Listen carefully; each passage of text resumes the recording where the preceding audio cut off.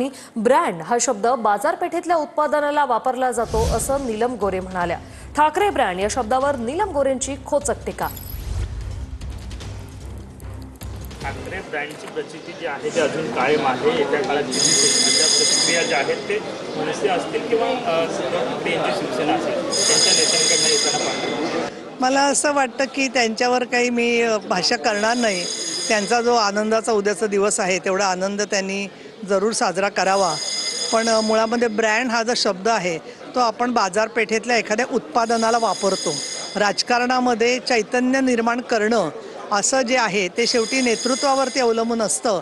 त्यामुळे काही गोष्टींची उत्तरं काळ देईल, परंतु माननीय एकनाथजी शिंदे यांच्या नेतृत्वाखालची जी शिवसेना आहे त्यांनी विधानसभेच्या निवडणुकीमध्ये स्वतःची मोहर विधानसभेत ज्या प्रकारे 60 आमदार निवडून आणून व्यक्त केलेली आहे त्याला विरोध करणं म्हणजे कुठेतरी मराठी जनतेचा विश्वास जो आहे तो चुकीचा होता असं म्हटल्यासारखं होईल, याची जाणीव त्यांनी ठेवावी।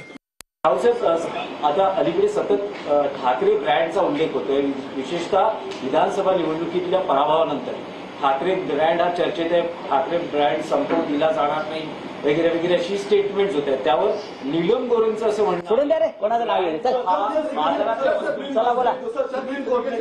बाजारातल्या वस्तूंचा